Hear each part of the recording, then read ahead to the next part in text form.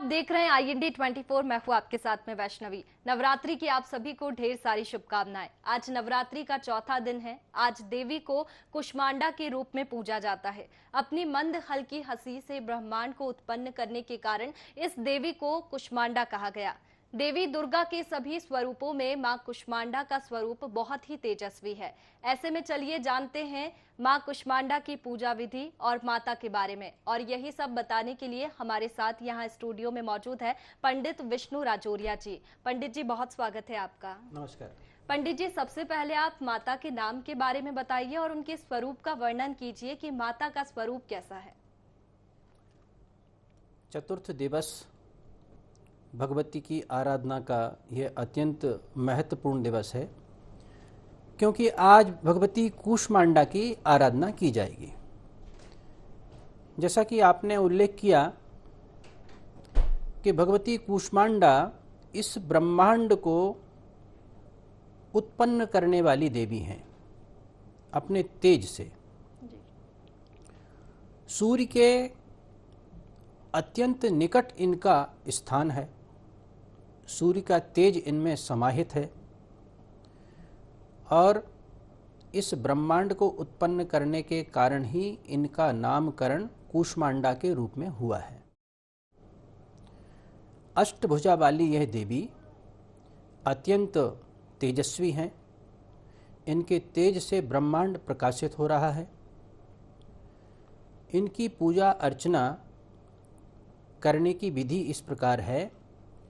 भगवती कूष्मांडा का ध्यान करें, आवाहन करें और उनको अपने आसन पर स्थापित करें। तो जो दुर्गा जी का स्वरूप है उन्हीं में कूष्मांडा का दर्शन हमको करना चाहिए। जो हमारे घर में नवरात्रि के दौरान प्रथम दिवस से हमने जो प्रतिमा विराजित की है उसी में कूष्मांडा के स्वरूप के दर्शन करना है। अलग से आपको अन्य प्रतिमा लाने की आवश्यकता नहीं है। और उनकी पूजन विधि आपके उपलब्ध साधनों के अनुसार पहले से तैयारी करना चाहिए। सभी साधकों का यह कर्तव्य होता है कि किसी इष्ट देवता की पूजन कर रहे हैं उनके अनुकूल हमको पूजन सामग्री पहले से एकत्र कर रखनी चाहिए और व्यवस्थित रखनी चाहिए। सामग्री शुद्ध और पवित्र हो, हमारा भाव पवित्र हो, स्थान पवित्र हो, हमारा आसन शुद्ध हो। इन सब चीज़ों का विशेष ध्यान रखना चाहिए। सर्वप्रथम आचमन मार्जन करके, पवित्रीकरण करके, भूमि का पवित्रीकरण करके, आसन पवित्रीकरण करके अपनी शिखा का पूजन करें। शिखा में ग्रंथि लगाएं, तिलक लगाएं, पवित्री धारण करें और संकल्प लेकर भगवती की आराधना प्रारंभ करें। सर्वप्रथम संकल्प आवश्यक होता है। पूजन में संकल्प करने से उसका पूर्ण फल साधक को प्राप्त होता है। संकल्प में वर्तमान तिथि जैसे चैत्र शुक्ल चतुर्थी का उच्चारण होगा। नक्षत्र, योग, करण सामान्य साधकों को इतनी जानकारी नहीं रहती, तो केवल तिथि का उच्चारण कर सकते हैं और दिन का उच्चारण कर सकते हैं। संकल्प करने के उपरांत स्वस्ति वाचन, जो भी आपको आ सकता है ध्यान, जो भी श्लोक आपको याद है उनका उच्चारण कर लें और भगवती का आवाहन करें। आवाहन के उपरांत फिर उनको पाद्य, अर्घ, आचमन, मधुपर्क देकर पंचामृत से स्नान कराएं। पृथक पृथक स्नान भी करा सकते हैं। दूध से, दही से, घृत से, मधु से और शर्करा के जल से या इक्षु रस यानी गुड़ के रस से स्नान कराकर उनको पुनः शुद्धोदक स्नान कराएं, गंगोदक स्नान कराएं। पुनः उनको अपने स्थान पर स्वच्छ करके विराजमान करें। फिर वस्त्राभूषण धारण करें। रक्त चंदन जो कि केसर युक्त सुगंधित होना चाहिए, रक्त चंदन भगवती के मस्तक पर लेपन करें। रक्त रंग के अक्षत पहले से ही उनको तैयार करके रखें, वो भगवती के चरणों पर और मस्तक पर धारण करें। फिर उनको रक्त पुष्प की माला, जायसोन के पुष्प की माला, गुलाब की, कनेर की, जो कि भगवती को अत्यंत प्रिय होती है। ऐसे पुष्पों की माला और पुष्पों से भगवती को सुसज्जित करें। अबीर, गुलाल, सिंदूर से प्रतिमा को आच्छादित करें, जिससे प्रतिमा एक दैदीप्यमान दर्शन देगी। धूप, दीप और नैवेद्य के उपरांत भगवती को तांबूल अर्पित करें। तांबूल अवश्य कूष्मांडा को अर्पित करना चाहिए। अब बारी आती है भोग की। तो सर्वप्रथम, जैसा कि मैं हमेशा कहता आया हूँ कि घर में बने हुए हलवे का भोग माता जी को अत्यंत प्रिय, हर देवी को प्रिय है। साथ में जो विशेष भोग है इनका, वो है कूष्मांड यानी पेठा, जिसको पेठा बोलते हैं। तो शुद्ध पेठा भगवती को अर्पित करें। पेठा अत्यंत प्रिय है कूष्मांडा को। पेठे का भोग लगाएं। इसमें तुलसी दल नहीं डालना है। ये विशेष रूप से मैं बता रहा हूँ कि गणेश जी को और गौरी को यानी दुर्गा को तुलसी दल डालकर भोग नहीं लगाया जाता है। जायसोन का पुष्प वहाँ पर रखें या कनेर का रख दें, भोग भगवती स्वीकार कर लेंगी। भोग के उपरांत आचमन कराएं। आचमन के उपरांत फिर ऋतुफल, तो कूष्मांड जो फल के रूप में होता है पेठा, वो फल आप उनको अर्पित करें। अनार, अमरूद, ये 2 फल कूष्मांडा को अत्यंत प्रिय हैं, यह भी अर्पित करें। द्रव्य दक्षिणा चढ़ाएं यथाशक्ति और भगवती की आरती करें, संकीर्तन करें। फिर परिक्रमा इत्यादि करके फिर एक स्थान पर शुद्ध चित्त होकर, एकाग्र चित्त होकर बैठें।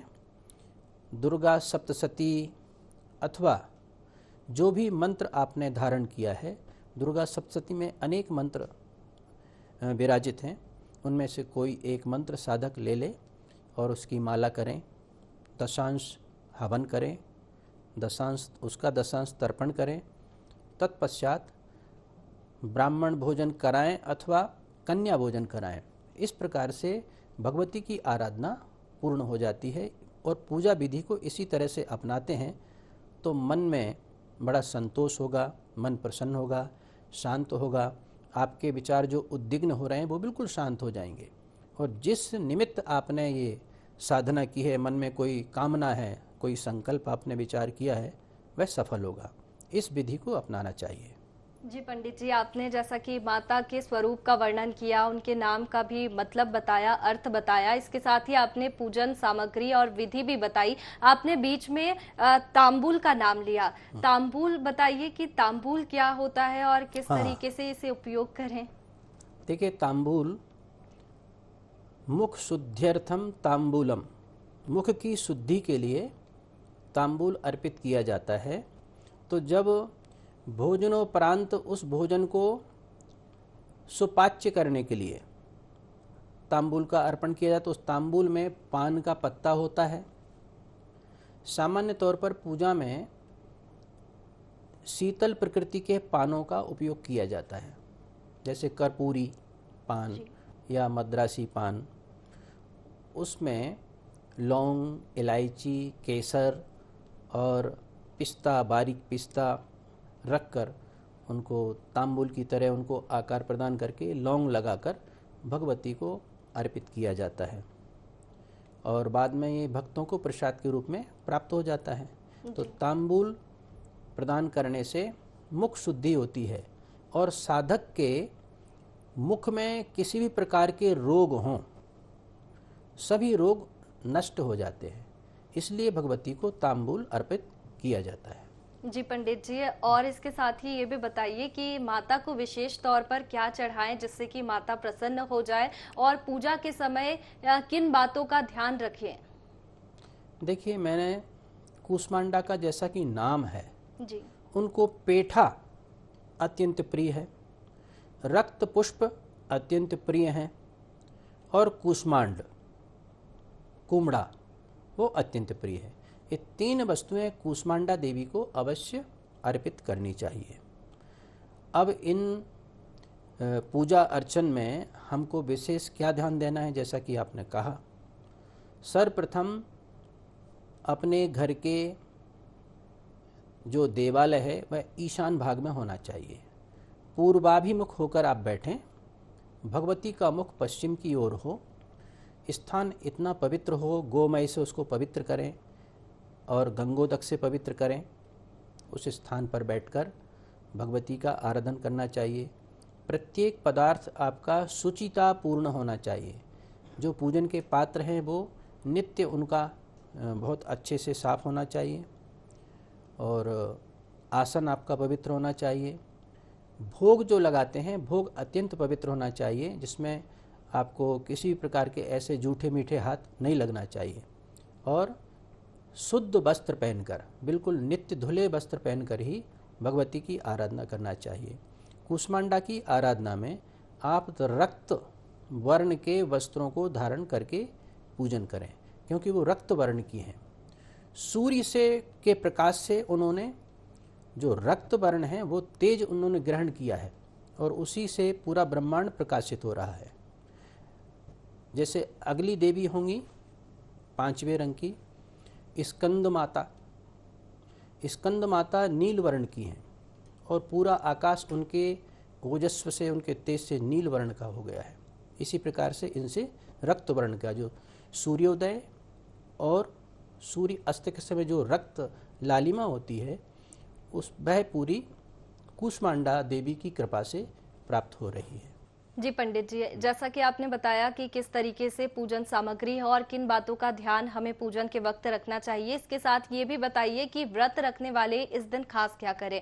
और कन्या पूजन भी हम 9 दिन करते हैं, तो कुछ लोग ऐसे होते हैं कि 9 दिन कन्या पूजन करते हैं और कुछ लोग सिर्फ नवमी पर। तो जो 9 दिन कन्या पूजन करते हैं वो इस दिन क्या करें? नियमानुसार नवरात्र के दिनों में पूरे 9 दिन तक कन्याओं का पूजन होना ही चाहिए जी। अब साधनों के अभाव में या अज्ञानतावश या समय के अभाव में नित्य प्रति कन्या का पूजन नहीं हो पाता है, तो प्रायः देखने में आया है कि सप्तमी, अष्टमी और नवमी, इन 3 दिनों में कन्याओं को भोजन कराते हैं और उनका पूजन अर्चन करते हैं। लेकिन नित्य प्रति कन्या का पूजन 9 वर्ष तक की कन्या का पूजन करना चाहिए, जो अत्यंत श्रेष्ठ पक्ष है। कन्या का पूजन करते समय उनके चरणों को अवश्य धुलाएं, उनको मस्तक पर और चरणों पर तिलक लगाएं, कोई ना कोई वस्त्र आभूषण उनको प्रदान करें और उनकी रुचि के अनुसार शुद्ध सात्विक भोज पूड़ी और हलवा युक्त रखकर अवश्य कराएं, जिससे कन्या एकदम स्वस्थ रहेगी, प्रसन्न रहेगी। वह उनके आशीर्वाद को भगवती देवी के आशीर्वाद के समकक्ष मानकर उनकी आराधना करें और बेटियों की रक्षा करने का संकल्प लें। बेटियों के प्रति आदर का भाव रखें, तो पवित्र भाव रखें। यही कन्या पूजन के लिए सबसे बड़ी आवश्यकता है और इस समय तो इसकी परम आवश्यकता है।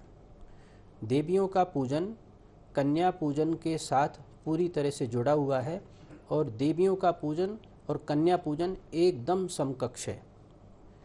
उनमें देवी के समान ही हमारे प्रति कन्याओं के प्रति भी आदर का भाव होना चाहिए।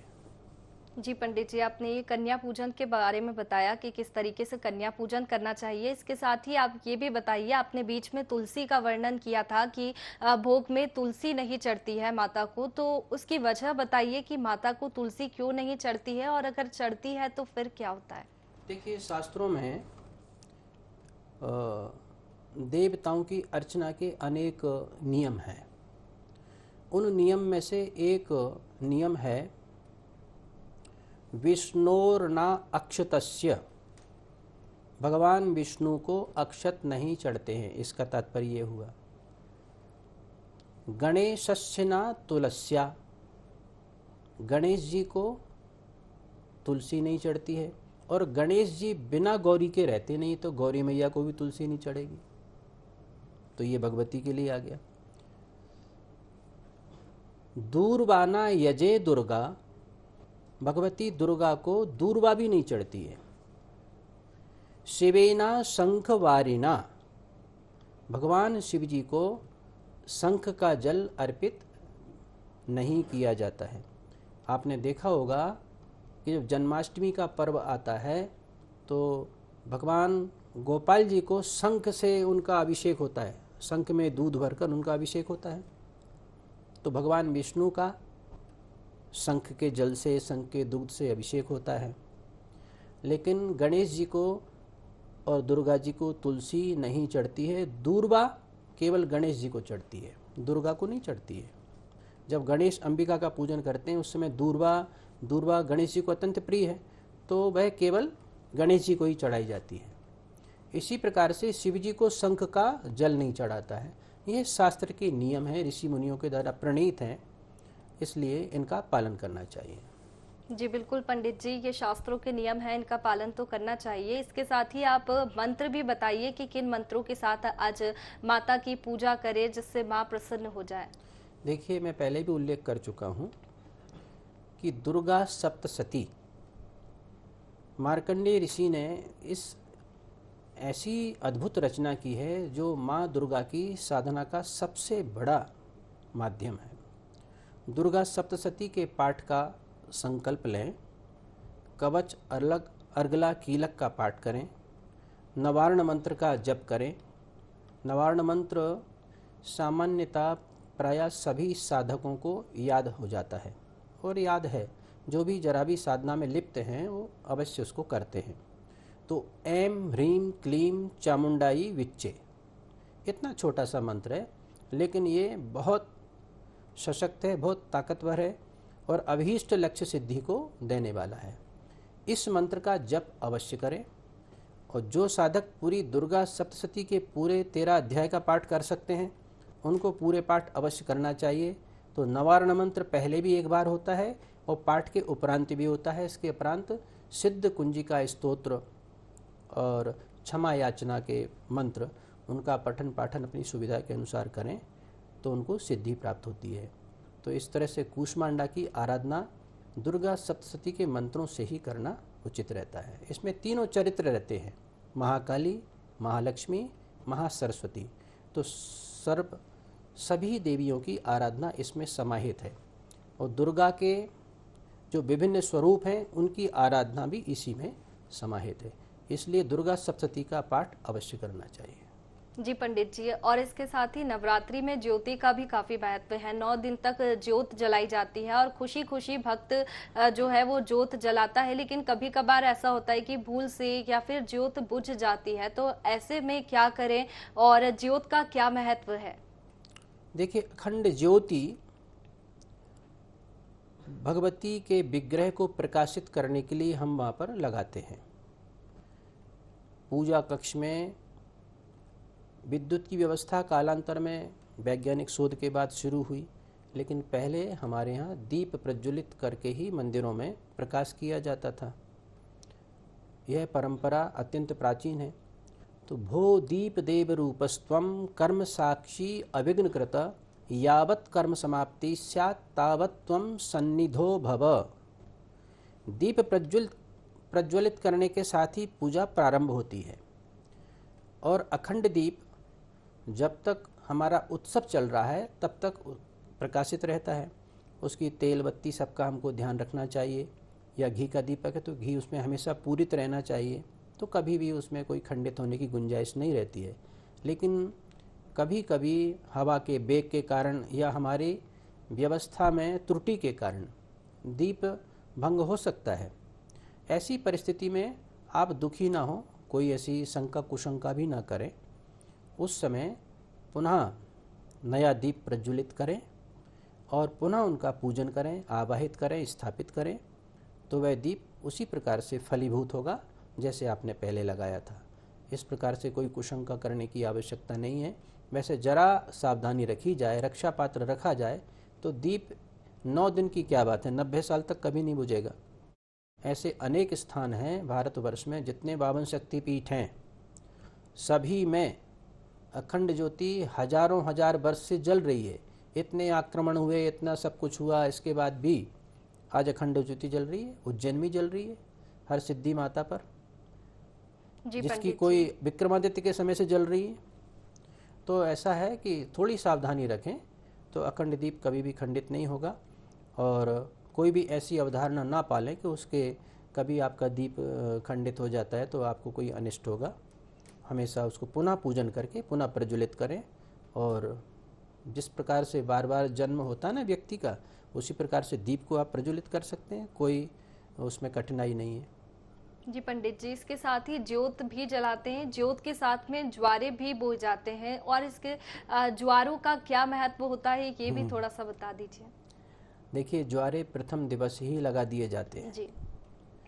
ज्वारे लगाने का तात्पर्य यह है कि जिस प्रकार से वो ज्वारे हरे भरे हो रहे हैं, उसी प्रकार से आपका परिवार, आपका नगर, आपका प्रदेश, आपका राष्ट्र, हमारा सारा ब्रह्मांड, सारा विश्व हरा भरा रहे, इसमें सुख शांति रहे, अन्न धन की कोई कमी ना हो, परिवार में आरोग्य रहे, इस भावना से सब ज्वारे लगाए जाते हैं, जो कि वो भी भगवती का एक स्वरूप है, प्रकृति का स्वरूप है।